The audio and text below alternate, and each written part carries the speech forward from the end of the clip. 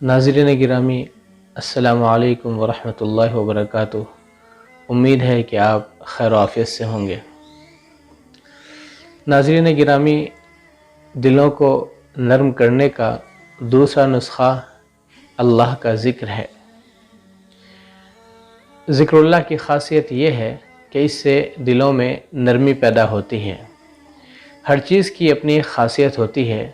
زہر کی اپنی ایک خاصیت ہے، سبزیوں کی اپنی الگ خاصیتیں ہوتی ہیں، گوشت کی اپنی خاصیت ہے، پھلوں کی الگ خصوصیات ہوتی ہیں۔ اسی طرح ذکر اللہ کی بھی کچھ خصوصیات ہیں، جن میں سب سے اہم خاصیت یہ ہے کہ اللہ کے ذکر سے دلوں کے اندر نرمی پیدا ہوتی ہے۔ الا بذکر اللہ تطمئن القلوب۔ اللہ کا ذکر سے انسان کے دل مطمئن ہوتے ہیں، انسان کے دل کو سکون ملتا ہے۔ ایک شخص حضرت حسن بصری رحمۃ اللہ علیہ کی خدمت میں حاضر ہوئے اور آ کر عرض کیا کہ حضرت، میں اپنے دل کے اندر بڑی سختی محسوس کرتا ہوں، مجھے کوئی نسخہ بتائیے، مجھے کوئی علاج بتائیے۔ تو حضرت حسن بصری رحمۃ اللہ علیہ نے کچھ لوگوں کو بلایا اور کہا کہ اس شخص کو ذکر کی مجلس میں لے کر چلے جائیے۔ چنانچہ اس کو ذکر کی مجلس میں لے جایا گیا اور کچھ ہی دن کے بعد اس کا دل نرم ہو گیا، اس کے دل کی حالات اور کیفیات بالکل بدل گئیں۔ اللہ تبارک و تعالیٰ نے قرآن مجید کے اندر سینکڑوں جگہ ذکر کے متعلق ارشاد فرمایا۔ ایک جگہ فرمایا کہ عقل مندوں کی صفت یہ ہے، الذین یذکرون اللہ قیاما وقعودا وعلی جنوبہم، کہ عقل مند لوگ وہ ہیں جو کھڑے ہونے کی حالت میں اور بیٹھنے کی حالت میں اور سوتے ہوئے بھی اللہ کا ذکر کرتے رہتے ہیں، یعنی ہر وقت اللہ کی یاد میں، اللہ کے ذکر میں مشغول رہتے ہیں۔ اسی طرح اللہ نے فرمایا، یا ایھا الذین آمنوا اذکروا اللہ ذکرا کثیرا، اے ایمان والو اللہ کا خوب ذکر کیا کرو۔ ناظرین گرامی، کثرت ذکر کی مثال یہ ہے کہ ایک انسان قرآن مجید کے لیے یا پھر ذکر کے لیے یا استغفار کے لیے باضابطہ وقت نکالے اور آدھے سے زیادہ دن کا وقت اس کے لیے وقف کرے۔ دوسری چیز یہ ہے کہ ایک انسان نماز پڑھتا ہے، یہ بھی اللہ کا ذکر ہے، قرآن پڑھتا ہے، اللہ کا ذکر ہے۔ اسی طرح انسان درس دیتا ہے، یہ بھی اللہ کا ذکر ہے، کتاب لکھتا ہے، یہ بھی اللہ کا ذکر ہے۔ بہت سارے وہ کام جو انسان صبح سے شام تک دین کی خدمت میں لگ کر کرتا ہے، یہ سب اللہ کے ذکر ہیں۔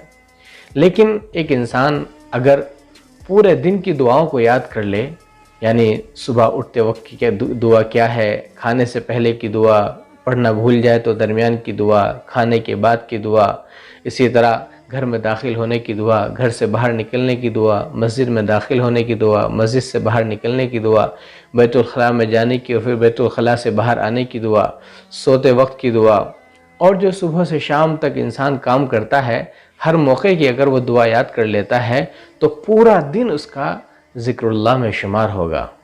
وہ جو بھی کام کرے گا وہ اللہ کا ذکر مانا جائے گا۔ یعنی انسان جو بھی کام کرے اس میں اللہ کی رضا، اللہ کی خوشنودی کو تلاش کرے تو ذکر میں اس کا شمول ہو جائے گا۔ ذکر کے دو کام ہیں۔ پہلا کام تو یہ ہے کہ ذکر انسان کے دل کو پاک کرتا ہے، ناپاکی کو دور کرتا ہے۔ دوسرا یہ ہے انسان کے دل کی ذکر جو ہے تعمیر کرتا ہے۔ اسے مثال سے سمجھیے کہ اگر کسی طبیب نے، کسی معالج نے ایک ایسا حلوہ تیار کیا ہو جو انسان کی بیماری کے لیے مفید ہو، جب اس حلوے کو کھایا جاتا ہے تو انسان سے اس کی بیماری کو بھی وہ نکالتا ہے اور مزید اس کو جاری رکھا جاتا ہے تو اس کے اندر قوت پیدا ہوتی چلی جاتی ہے۔ اسی طرح اللہ کا ذکر ہے، ایک انسان جب اللہ کا ذکر کرے گا تو اس کی روحانی بیماریاں، اس کی گندگیاں، اس کی آلائشیں وہ دل سے نکل کر باہر ہو جائیں گی، اور جب اس کو مزید جاری رکھا جائے گا تو پھر انسان کے اندر بے شمار کمالات پیدا ہوتے چلے جائیں گے۔ یہاں یہ بات بھی یاد رہے کہ انسان پہلے گناہوں کو چھوڑنے کا عزم کرے، ارادہ کرے، اس کے بعد پھر اللہ کا ذکر کرے، تو پھر جب وہ ایسا کرے گا تو یقیناً اس کا دل جو ہے وہ منور ہو جائے گا۔ لیکن اگر ایک انسان گناہ پر گناہ کرتا رہے اور ذکر بھی کرتا رہے تو اسے خاطر خواہ فائدہ نہیں ہوگا۔ اسے مثال سے سمجھیے کہ اگر ایک کٹورا ہو اور اس کٹورے کے اندر گندگی ڈالی جاتی رہے، آلائش ڈالی جاتی رہے، اوپر سے شربت ڈالا جاتا رہے، شہد ڈالا جاتا رہے، تو ظاہر اس کا کوئی فائدہ نہیں ہوگا، اس کو پھینک دیا جائے گا۔ اسی طرح اگر ایک انسان جو ہے پہلے سے اس کٹورے کو پاک کر لے اور اس میں پھر شربت ڈالے تو ظاہر اس کا فائدہ ہوگا۔ اسی طرح ہمارا یہ دل ہے، اگر ہم پہلے اس دل کو صاف کر لیں گے اور پھر اللہ کا ذکر کریں گے تو یقیناً اس کے اندر بے شمار کمالات پیدا ہوں گے۔